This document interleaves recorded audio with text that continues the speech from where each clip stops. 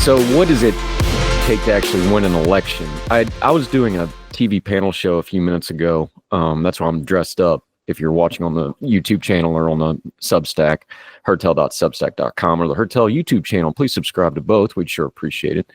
But they asked a question and they left it open first, and the other guest kind of took the one I was going to talk about. I had to come up with something on the top of my head, and we were talking about coalitions.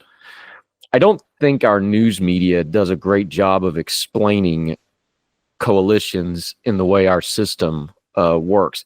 What we just saw in the 2024 presidential election was a coalition shift. You can call that a lot of different things. They'll talk about the demographic shift or electoral shift, and they'll talk about it. But electoral politics in America is all about the coalition at the presidential level. Can you build a winning coalition to get this big, diverse country to vote for you? And you can't just get one or two groups and win. You have to get a big chunk.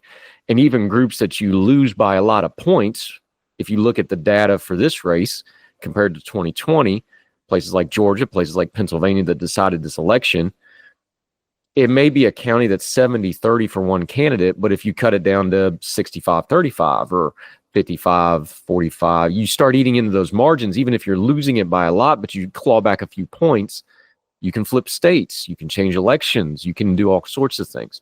Biden clawed back a lot of working class voters, white working class voters, non-college educated voters, Rust Belt, the old union voters. He clawed some of those back from Trump in 2016, in 2020, and in 2024, Trump clawed them right back. A lot of those same voters.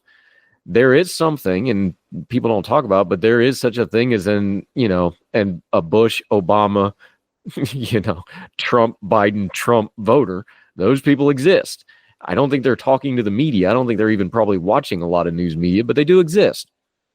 But those are the coalitions you got to build. I hate to explain this, but the 2026 midterms are well underway, and the 2028 presidential election started 2 days ago. If you didn't pay attention, J.D. Vance is on the clock for the Republicans.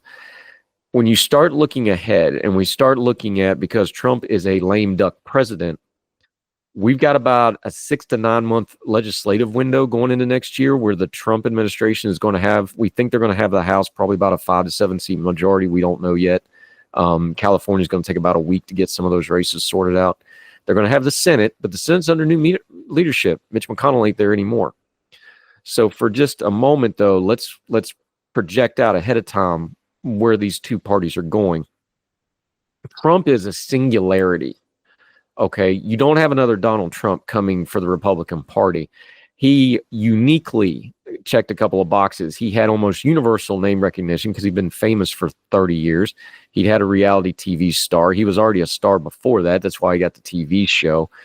You're not going to get another candidate like that, and you're not going to get the personality. And I know a lot of people don't like the personality. I'm one of them. The way he conducts himself, but he's a big personality, and it fit the last 10 years of media where you have social media. You had, frankly, a Democratic Party that was not running people that were super great at social media like Hillary Clinton. Biden won, but nobody would really call him, social media friendly, but he was personable. Kamala Harris had some trouble getting traction with things.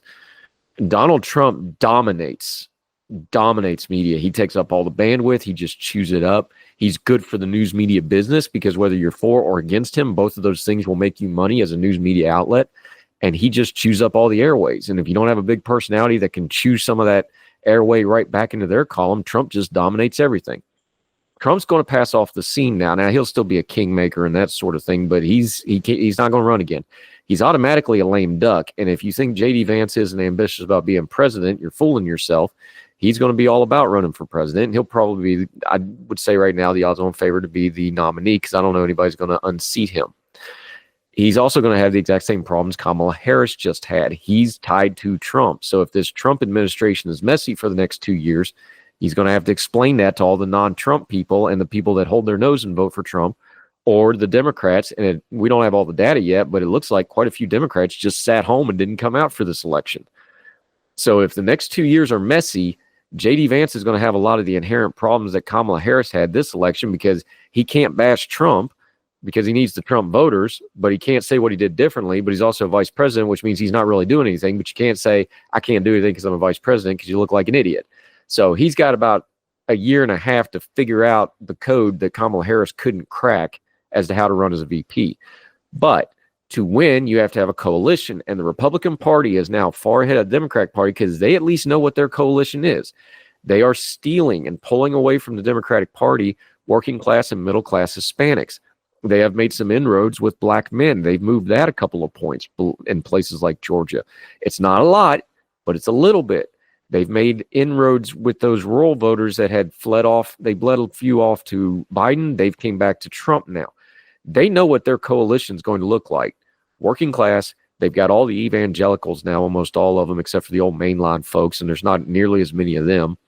Evangelicals, pro-life, cultural conservatives, and that's pretty much their coalition now. And then they try to get the independents who probably don't like all that stuff, but maybe the Democratic Party, when it gets a little too far to left or too progressive or doesn't have a charismatic candidate, won't just automatically vote for them. They have to have their vote earned, or they will sit home, which is the same as voting for the Republican in this case, or they will go and vote for the Republican with their nose held, like they've done for Trump here, it looks like. So they have their coalition. That begs the question, and I think something that we need to take a minute and ponder on. The Democratic Party, to win a presidential election in 2028, has two problems. They're going to try to just pick a candidate and run with it, but they don't really have a candidate on the board anywhere that's a Trump-like candidate. And I don't mean Trump, the personality. I mean the star power, the bandwidth, the ability to dominate media. They don't have anybody anywhere like that. Their bench is kind of thin right now. So they're going to try to probably just grab a candidate and ride with them. They're going to have a full primary and that sort of thing.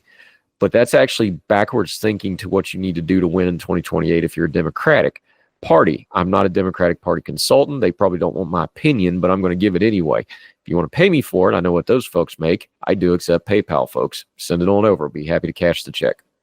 It's not going to change what I say, though. I don't think the Democratic Party not only doesn't have a coalition to win right now, I don't think they even know what that coalition looks like. There's going to be this eternal struggle with the progressive wing of the party that is really, really loud.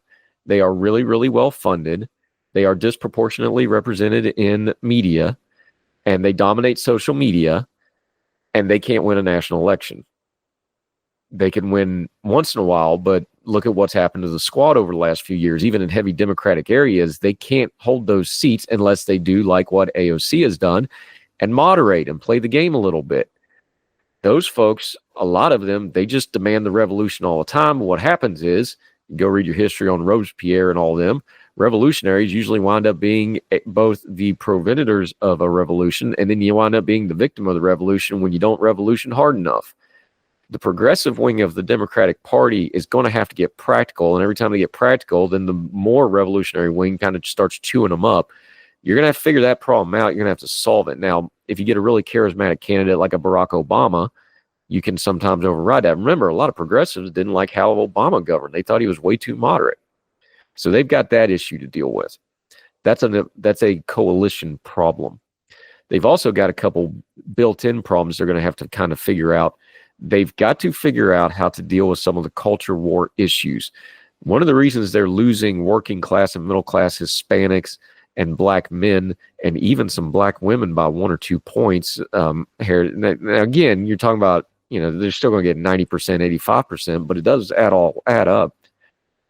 People are culturally conservative, religiously conservative, those things override certain other aspects of a demographic, of an electoral demographic.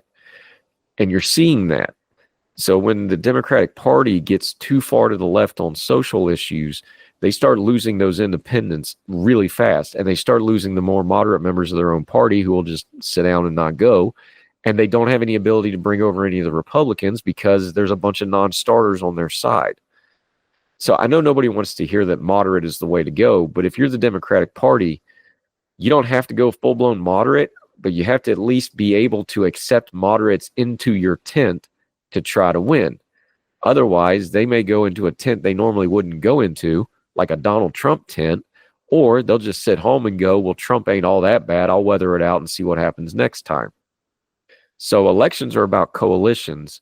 The Republican Party, at least for now, looks like they've got a coalition, and it's a sustainable coalition. It's a coalition they can target, they can go after, they can try to expand on it. Now, the Republicans have some problems coming up. The House leadership is going to be Mike Johnson again.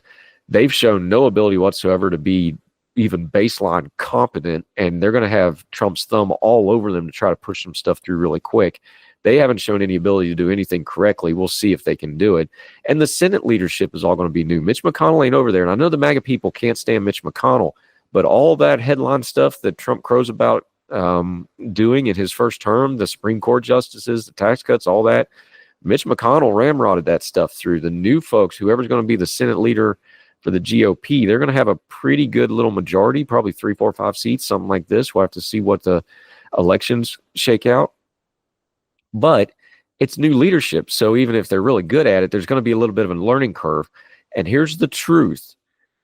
The Trump trifecta really, when you get to January, they're only going to have about 6 to 9 months to really do whatever they're going to do and get some stuff done. And then this thing's going to bog down really, really quick. And then you're going to get into the midterm elections, which are probably going to go against the Republicans. And they've got some real issues going on. You know, they've promised to do something about inflation and consumer prices. They don't really have a tool to do anything about inflation and consumer prices. And if Trump gets his tariffs, they're actually going to get worse. So we have an electorate now that is very, very happy and very, very satisfied and has gotten very used to one-term presidents. And I know Trump is a previous incumbent, but he's a lame duck. He's going to be another one-term president. They're going to have no compulsion throwing Republicans out of office if they don't give them what they want. They threw Biden, in there over Trump because they didn't like what was going on with COVID and some other things. They didn't give Harris a shot and punished her for the Biden administration's things with inflation and some other stuff. And she didn't really excite her base because the base didn't turn out. We're looking at the numbers now outside of the battleground states. If the Republican Party and Donald Trump doesn't deliver pretty quick, those midterms could get ugly in a hurry, and they're not going to have much of a majority, if at all. It looks like they may have about a 3, 4, 5, 6, 7 seat majority. Let's call it 5 just for the sake of argument for the moment. That's what they're dealing with. And they got about 6 to 9 months. Then it's going to be every man for themselves for the midterm. And this thing's going to bog down in a hurry. We know this historically from the last couple presidential elections where a trifecta came into office. You get one big bill. That's about it. And Speaker Johnson and his leadership team have not shown an ability to really do anything like that. So we'll see what happens. That number, by the way, if it's less than 5, now the Freedom Caucus can do whatever they want. You can have calls for the chair. You can have a lot of chaos. They get it up 6, 7, 8, 9 into double digits.